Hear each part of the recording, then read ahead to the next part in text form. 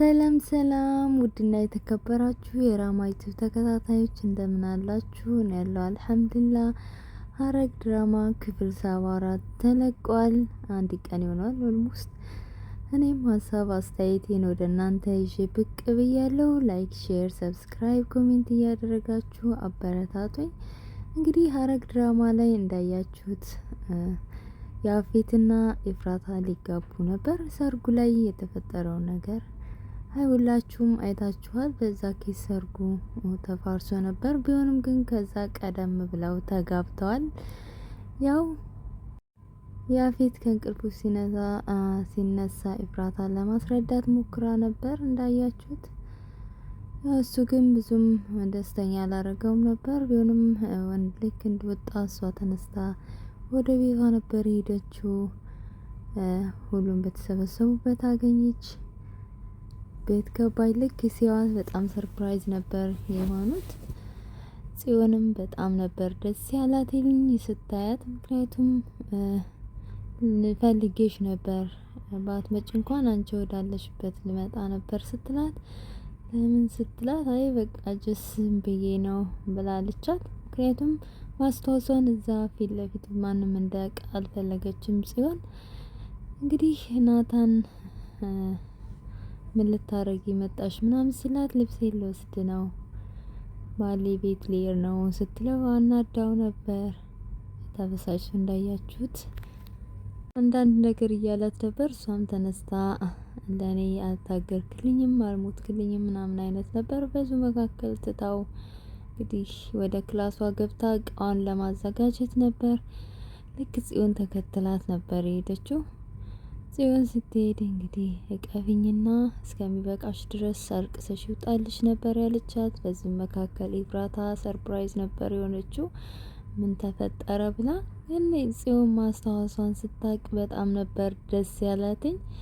ይህንን ነገር ግን ለመጀመሪያ ላንቺ ነው የምነግርሽ፣ ምክንያቱም ማስታወሴን ልጠቀምበት ፈልጋለሁ ነበር ያለቻት ኤፍራታ።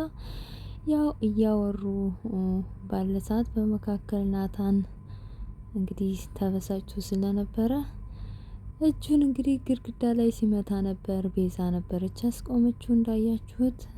ከዛ በመቀጠል አንዳንድ ምክር በመስጠት ያው ልብሱን ቀይሮ ተጣጥቦ ሽክ ብሎ እንዳማደላት ፈልጋ ነበር ኤፍራታን። ቤዛ ባለችው መሰረት ናታንም ዝንጥ ብሎ ሬዲ ሆኖ ነበረ። ከዛ ኤፍራታና ጽዮን አውርተው ምን እንደተፈጠረ ሁሉንም ነገር ያፌት ምን እንዳረጋት በምን እንዳስገደዳት ምናምን እያንዳንዱን ነገር ለጽዮን ነግራት፣ ጽዮንም እንግዲህ ተስፋ እንዳትቆርጥ ከጎንሽ ነኝ በማለት ነበር ልሸኛት የወረደችው። ልክ ሲወጡ እንግዲህ ናታን ሽክ ብሎ ፏ ብሎ ስታየው ኤፍራታ በጣም ነበር ፈገግታው ሁሉ የተቀየረው እንዳያችኋት። በጣም ነበር ደስ ያላትኝ። በዛው መካከል ቤዛ ተነስታ ትንሽ አንዳንድ የምናወራቸው ነገሮች አለን ስትላት፣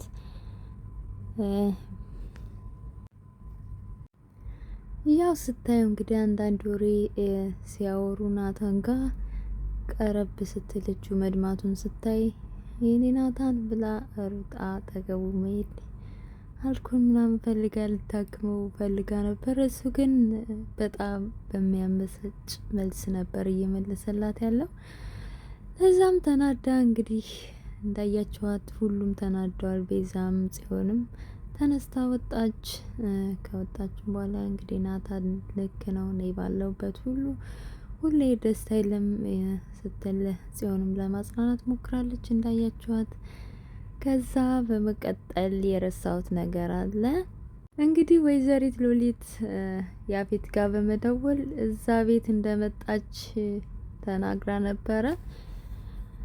ደውላ ልታገኘው ፈልጋ ነበር ወዲያው፣ ግን እሱ በሰዓቱ አልተገኘም ነበር።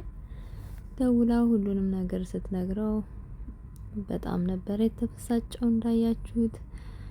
ከዛ ወደ ቤት በመሄድ እንግዲህ ያደረገውን ነገር አይታችኋል። በዙ መካከል አንድ ሳልላችሁ ያለፍኩት ነገር ቢኒ እንግዲህ እንዳያችሁት ጽዮን ስታስታውስ ቢኒ ማን እንደሆነ ፍቅረኛ ይሁን ምን ይሁን ስለማታቅ ስታስታውስ አልደወለችለትም ነበር። በጣም አዝኖ ነበር። ገኒ ሄዶ ሲያማክራት እንግዲህ ወዳለችበት ቀጥታ ሄድ ነበር ያለችው።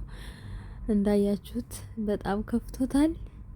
ከዛ አቶ ያፌት እንግዲህ ወደ ቤት በመግባት ኤፍራታን ሲጠራ ሰምታችኋል። ከዛም ከወረደች በኋላ ትናንትና የቀረውን ቀለበት ለመቀበል ሄደች ነው ብሎ አፋጦ ሲጠይቃት ነበር። ከዛ ምንም እንዳልተፈጠረ ስትነግረው ያው አንቋት ነበር። በጣም እምትሞት ሁሉ ነው የሚመስለው። እውነት በጣም ይደብራል። ከዚህ በመቀጠል እንግዲህ ክፍል 75 ላይ ምን እንደሚፈጠር አብረን ምናይ ይሆናል። እናንተም እንደተለመደው ላይክ፣ ሼር፣ ሰብስክራይብ፣ ኮሜንት እያደረጋችሁ አበረታቱኝ።